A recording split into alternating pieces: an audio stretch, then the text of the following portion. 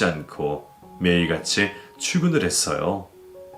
며칠 일을 하면서 이런 일을 몇 년씩 하고 있는 엄마가 새삼 대단하다고 느꼈고, 이렇게 고생하는 엄마의 속만 썩힌 것 같아 죄송하고 지난날의 제 모습이 후회가 되었어요. 뒤늦게 철이 든 건지 저는 힘들었지만 엄마에게 내색 한번 하지 않았고 열심히 다녔어요. 엄마는 변화된 저의 모습을 좋아해 하시면서도 안쓰럽고 미안한 마음을 가지고 계셨어요. 제가 일을 시작한 지 일주일이 지나갈 때쯤 엄마는 자리에서 일어나더니 다시 일을 하겠다고 했어요. 저는 좀 더 쉬라고 말을 했지만 엄마는 딸만 고생시킬 수 없다며 다시 예전에 일을 하던 식당에 나갔어요. 며칠이 지난 후 주방에서 일을 하고 있는데 전화벨이 울렸어요. 따르릉 따르릉. 가영아, 전화 좀 받아봐. 식당으로 저를 찾는 전화가 왔고 저는 전화를 받고는 곧바로 병원으로 달려갔어요. 몸이 완전히 회복도 되지 않은 채 무리한 일을 하다가 엄마가 또 쓰러지신 거예요. 병원에 도착한 저는 누워있는 엄마를 찾았고 눈을 감고 있는 엄마의 손을 잡았어요. 몸 상태가 생각보다 좋지 않았던 엄마는 병원에 입원을 해서 여러 가지 검사를 받아야 했어요. 입원비에 검사비에 게다가 엄마가 맡고 있는 링겔은 보험 처리도 되지 않아 금액도 비쌌어요. 엄마가 빨리 회복되길 바라면서도 병원비를 생각 안 할 수가 없었어요. 중간 정산을 해달라는 병원비는 제가 감당하기에 너무 큰 돈이었어요. 집에 돌아온 저는 지푸라기라도 잡는 심정으로 엄마의 방을 샅샅이 뒤졌어요. 혹시나 엄마가 저 모르게 꿍쳐놓은 돈이라도 있는 건 아닌가 싶어서였어요. 보통 돈 없다 하면서도 비상금으로 숨겨놓잖아요. 엄마가 그럴 분은 아니란 걸 알고 있지만 지금 이 순간은 차라리 그랬으면 하는 바람이 있었어요. 하지만 옷장이며 서랍장이며 다 뒤져봐도 10원짜리 동전 하나 나오지 않았어요. 집이 이렇게 된 데에는 제 책임도 있었어요. 엄마가 벌어놓은 곳을 다 까먹은 건 바로 저이니까요. 좀 더 일찍 정신을 차렸더라면 좋았을걸. 후회가 물밀듯이 밀려왔어요. 옷장문에 기댄 채 앉아서 한숨을 쉬었어요. 작은 희망을 안고 있었는데 그것마저 잃게 되자 기운이 없어졌어요. 잠시 멍하니 앉아있던 저는 가불이라도 받아봐야겠다는 생각에 자리에서 일어났어요. 일어서려는 순간 제 발밑에 무언가가 밟혔어요. 뒤죽박죽이 된 옷가지들 사이에서 작은 주머니 하나가 보였어요. 저는 그걸 들어 열어봤다가 깜짝 놀랐어요. 꽤 무게가 나가는 팔찌가 하나 들어있었어요. 이런 것이 우리 집에 왜 있는지는 모르겠으나 우선은 병원비는 해결할 수 있을 것 같아 주머니에 넣고는 병원으로 갔어요. 엄마는 점심을 먹고 잠시 앉아서 쉬고 있었어요. 엄마, 이게 뭐야? 제가 주머니에 있던 팔찌가 돈 주머니를 꺼내 보이자 엄마는 잽싸게 주머니를 들고 갔어요. 이거 어디서 났어?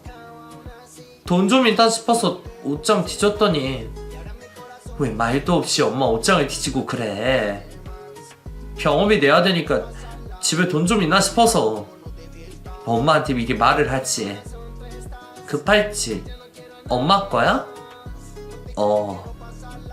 꽤 무겁던데? 그거 팔면 돈 좀 될 것 같던데? 이거 못 팔어. 왜? 글쎄, 이건 안 된다니까. 지금 우리한테 있는 거라곤 그 팔찌 하나뿐이잖아. 왜 그걸 근데 안 판대? 여하튼 이건 안 돼. 엄마는 화를 내며 팔찌를 숨겼어요. 지금 우리에게는 돈 한 푼이 소중한데 왜 팔찌를 못 팔게 하는지 이해가 되지 않았어요. 도대체 그 물건이 무슨 물건인지도 얘기도 하지 않고 무조건 안 된다며 펄쩍 뛰는 엄마 때문에 답답했어요. 병원에서는 계속 병원비 이야기를 하고 이미 팔찌가 있다는 사실을 알고 있던 저는 굳이 다른 사람에게 싫은 소리도 하기 싫었어요. 며칠이 지나고 저는 엄마가 자고 있는 틈을 타 엄마의 팔찌를 훔쳤어요. 그리고는 바로 금방으로 갔어요. 엄마는 절대로 안 된다고 말을 했지만 어쩔 수 없는 선택이었어요. 제가 이러는 것은 모두 다 엄마를 위한 일이라고 생각했어요. 금은방 문을 열고 들어간 저는 주머니에서 팔찌를 꺼내 보여줬어요. 그리고는 얼마에 줄 수 있냐고 물었어요. 사장님은 팔찌를 이리저리 훑어보더니 갑자기 얼굴 표정이 굳어졌어요. 아가씨, 이거 어디서 난 거야? 빨리 말해. 네? 이 팔찌 아가씨 거야? 아니요? 그럼 이거 어디서 난 거야? 훔친 거야? 아니요, 훔치지 않았어요. 아가씨 것도 아니고 훔치지도 않았으면 대체 어디서 난 거야? 사기 싫으면 돌려주세요. 그렇게는 못하지. 네? 그런 게 어딨어요. 당장 돌려줘요. 사장님은 제가 도망가지 못하게 붙잡고는 어디론가 다급하게 전화를 걸었어요. 이것 놔요. 잠시만 기다려. 왜요? 확인해야 할 것이 있어. 싫어요. 내 팔찌 돌려줘요. 사장님의 손에서 벗어나고 싶었지만 힘이 장사인 사장님의 손에서 벗어날 수가 없었어요. 낑낑대며 손을 빼려 해도 되지 않았어요. 설마 이 팔찌 엄마가 다른 사람 것을 훔친 것은 아닌가? 그래서 내가 팔자고 있을 때 그렇게 펄쩍 뛴 거였나? 별의별 생각이 다 들었어요. 이 사장님은 도대체 누구를 기다리고 있는 건지 걱정이 되었어요. 뭔가 일이 잘못되어 가고 있는 것 같았어요. 그때 금문방 앞에 새까만 차 한 대가 섰고 제 눈앞에는 난생 처음 보는 광경이 펼쳐졌어요. 기사를 대동한 자동차 조수석에서 한 남자가 내리더니 뒷좌석 문을 열었어요. 그리고는 또 다른 한 남자가 내렸어요. 금은방 문이 열렸고 그 사람들이 들어왔어요. 뒷좌석에서 내린 중년의 남자는 누가 봐도 부유해 보였고 후광이 비쳤어요. 저는 그 사람들을 멍하니 쳐다보았다가 사장님의 말에 정신이 번쩍 들었어요. 이거 먼저 봐. 사장님은 제가 준 팔찌를 그 남자에게 보여주며 사장님을 조심스레 쳐다보았어요. 그 남자는 팔찌의 안쪽을 보더니 다리에 힘이 풀렸는지 휘청거렸어요. 그러자 옆에 있던 비서란 사람이 부축해 주었어요. 아가씨, 이 팔찌 어디에서 났어요? 네? 이 팔찌 아가씨 것도 아니라면서요. 훔쳤어요? 아니요? 그럼 어디에서 났어요? 사실대로 말해줘요. 그건 왜 물으시는 거예요? 나에겐 너무 중요한 일이라서 그래요. 그게 어서요. 사실은 저희 엄마 거예요. 엄마? 근데 엄마 건데 제가 몰래 가지고 나오는 바람에 혹시 엄마 이름이 이영자? 네, 저희 엄마 이름을 어떻게... 그 남자는 자리에 털썩 앉았어요. 그리고는 아무 말도 없이 팔찌만 만지작 거리고 있었어요. 저 이제 가봐도 되죠? 제 팔찌 돌려주세요. 잠시만요. 하나만 더 물어봐도 되죠? 뭔데요? 가족이 어떻게 돼요? 엄마랑 둘이 살아요. 아버지는 안 계세요? 그건 왜 궁금하신 거죠? 엄마를 한번 만나보고 싶어서요. 그거라면 걱정 마세요. 아빠가 돈 없으니까. 이제 됐죠? 병원에 빨리 가봐야 돼서요. 병원이요? 네, 엄마가 입원해 계시거든요. 어디가 안 좋았어? 그러지 말고 나한테 같이 갑시다. 그 남자는 저와 함께 엄마가 있는 병원으로 갔어요. 엄마는 그 남자를 보자마자 눈물을 흘렸어요. 그 남자도 마찬가지였어요. 두 사람은 서로를 껴안으며 아무 말 없이 울기만 했어요. 어느 정도 진정이 되자 그 남자는 엄마에게 팔찌를 다시 건네주었어요. 이 팔찌 아직까지 간직하고 있었네? 이게 왜 당신한테 있는 거예요? 혹시라도 당신이 이걸 팔게 되면 연락해달라고 여기저기 부탁을 해놨었어. 혹시 가영이 네가? 당신 딸 나무라지 말아줘. 그래도 그 덕분에 이렇게 다시 만나게 됐잖아. 그건 좋은 일이지만 남편과는 사별한 거야? 그 남자의 물음에 엄마는 잠시 머뭇거리다 말했어요. 가영이 당신 딸이에요. 뭐? 그때 어머니가 병원에 데려갔다고. 당신 어머니가 날 끌고 병원에 갔을 때 죽기 살기로 도망쳤어요. 난 그런지도 모르고 왜 진즉에 연락하지 않았어. 혼자서 얼마나 힘들었을까.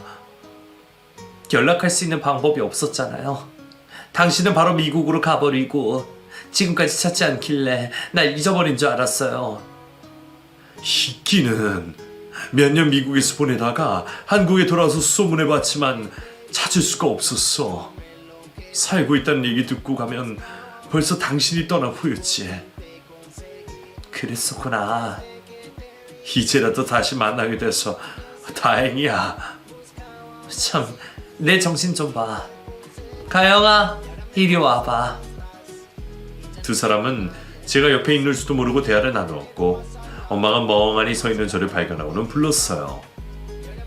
가영아, 네 아빠야. 좀 전에 다 들었어. 그 남자는 여전히 멍한 표정을 짓고 있는 저의 손을 잡았어요. 엄청 크고 따뜻했어요. 엄마는 그동안 고생 많았지? 이제는 아무 걱정하지 마. 아빠가 너무 늦게 찾아와서 미안하구나. 그 말에 제 눈시울이 따가워졌어요. 어렸을 때부터 너무나도 갖고 싶었던 아빠여서 그런 걸까요? 20몇 년 동안 없었던 아빠가 갑자기 생겼다는 게 꿈만 같았어요. 아빠 덕분에 엄마는 병원비 걱정 없이 편안하게 치료를 받으며 빨리 건강을 회복했고, 퇴원을 하게 된 엄마는 고마움에 아빠를 집으로 초대했어요. 집에 들어서자 아빠의 얼굴이 어두워졌어요. 엄마는 이렇게 산다며 멋쩍은 듯이 웃었어요. 엄마가 정성스레 만들어준 음식을 먹은 아빠는 조심스레 엄마가 저에게 물었어요. 내가 살고 있는 집으로 들어오는 건 어때? 거길요?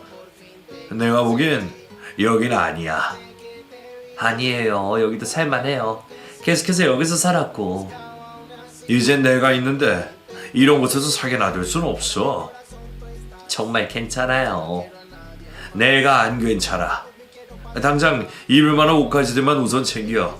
아니, 그러면 내가 다 알아서 할 테니 몸만 가자. 잠깐만요. 우리 생각만 할 수 없잖아요.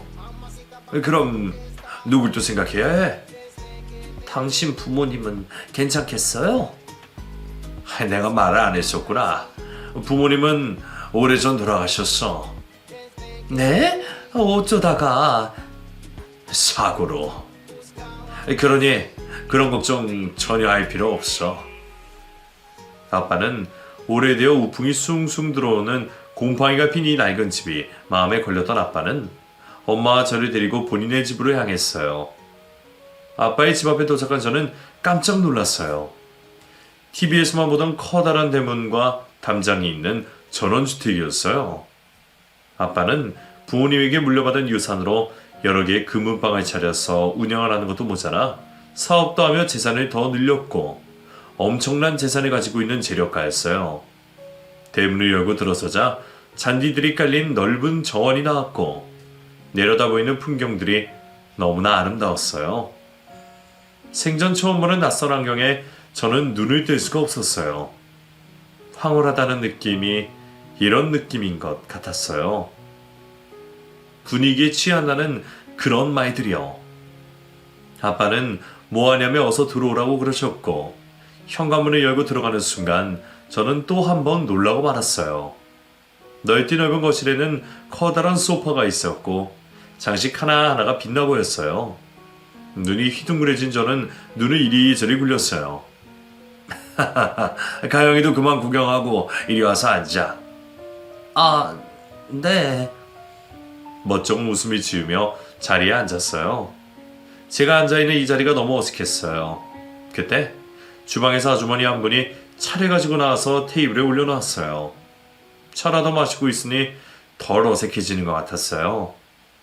당신은 나와 같이 이 방에서 지내면 되고 가영이는 2층에서 지내면 될 거야. 고마워요. 고맙긴. 당신 혼자 고생하는 것도 모르고 내가 더 미안하지. 아빠는 엄마를 따뜻한 눈으로 쳐다보며 손을 잡아주었어요. 차를 다 마신 저는 2층으로 올라왔고 제가 쓸방을 봤어요. 아빠는 엄마와 제가 이 집에서 같이 살 생각을 미리 하고 계셨는지 이미 여러 개의 가구들이 들어와 있었어요. 푹신한 침대에 누워있으니 정말 꿈을 꾸고 있는 것 같았어요.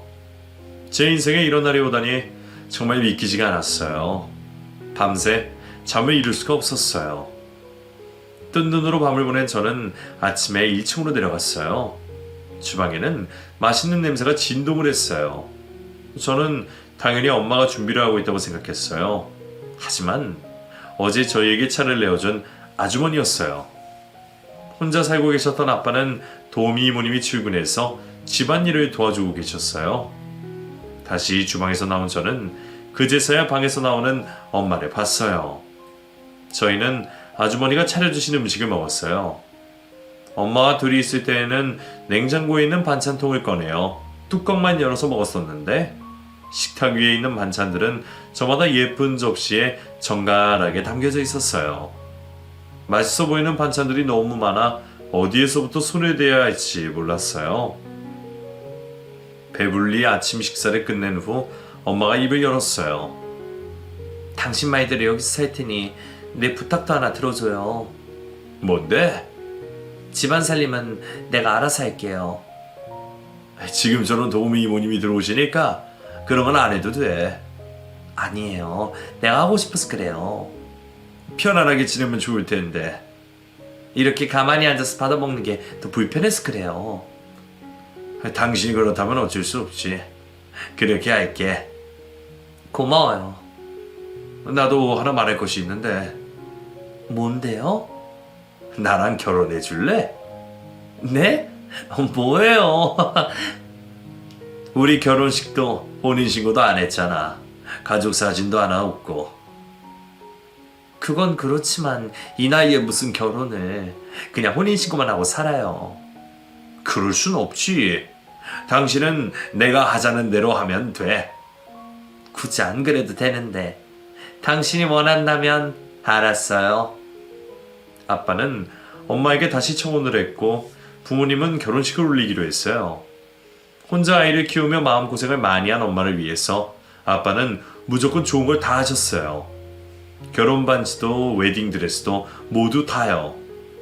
결혼 준비를 하는 내내 두 분에게서 웃음이 떠나가질 않았어요. 결혼식 당일 예식장은 발디딜 틈 없이 사람들로 바글바글 거렸어요. 자퇴를 하며 멀어졌던 친구들도 소식을 전해 듣고는 축하해주기 위해서 찾아왔어요. 엄마가 일했던 곳 사장님이 제 친구 엄마였기에 가능했던 일이었죠. 오랜만에 만나 어색할 줄 알았는데 그런 것은 온데간데도 없었어요. 친구들은 아빠를 다시 만나게 된 것을 진심으로 축하해줬어요. 고마워. 어머니도 많이 좋았지? 그렇지. 넌 어때? 행복해? 아직도 좀 얼떨떨하지만 예전보다 좋은 건 확실해. 다행이다. 이제 꽃길 걸을 일만 남았네. 엄마 보러 갈래? 그래, 그러자. 저는 친구들을 데리고 신부 대기실로 들어갔어요. 새하얀 웨딩드레스를 입고 나온 엄마는 너무나 아름다웠어요. 어머니, 너무 예뻐요. 어머, 너희들도 왔니? 아유, 부끄럽게. 좋은 일인데 당연히 와봐야죠. 고맙구나. 저희 같이 사진 찍어요. 그래, 이리로 오렴.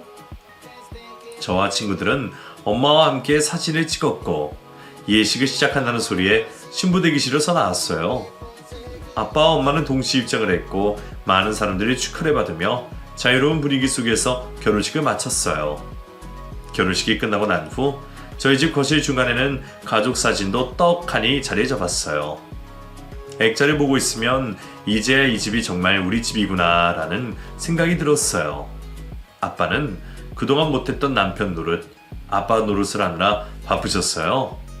가족여행이란 것에 단 한 번도 가보질 못했다는 저의 말을 듣고는 처음으로 가족여행이란 것을 준비하셨어요.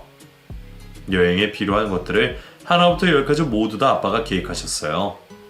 이런 아빠가 있어서 너무 든든했어요. 관광지를 둘러보고 숙소에 도착한 저희는 저녁을 거하게 먹은 뒤 맥주를 한잔했고 피곤해하는 엄마를 먼저 방으로 보내고 난 후 아빠와 둘이서 더 마시게 되었어요. 가영이는 이제 어떻게 살 거니? 생각해 놓은 것이라도 있어? 아니요, 아직은. 듣자니 고등학교 졸업도 못했다고 하던데. 네, 엄마한테 들으셨어요? 그래, 네 엄마는 그게 많이 후회가 된다더구나. 끝까지 널 설득하지 못했다고. 그땐 제가 철이 많이 없었어요. 후회돼? 아주 조금이요. 조금만 더 참아볼 걸. 엄마 말대로 졸업장이라도 받아놓을 걸 뭐 그런 거요. 지금이라도 다시 시작하면 되지. 방법은 여러 가지가 있으니까. 네, 배우고 싶다거나 관심이 있다거나 뭐 그런 건 없어? 네, 아직은 딱히 생각하는 것이 없어요. 어렸을 때부터 원하는 것을 다 할 수 있는 것이 아니라서요. 미안하구나. 아, 나쁜 뜻으로 한 얘기는 아니었어요. 우선은 여기저기 여행도 다니면서 즐겨. 그러다가 좋아하는 것, 이루고 싶은 것이 생길 수도 있으니까. 네, 그럴게요. 저는 아빠의 조언대로 여러 나라들을 다니며 보고 느끼면서 제가 좋아하는 것이 뭔지, 원하는 것이 뭔지 찾아가고 있는 중이에요. 하루아침에 인생이 180도 바뀐 저는 아직도 제 인생이 꿈만 같고 얼떨떨하지만 나쁘진 않아요.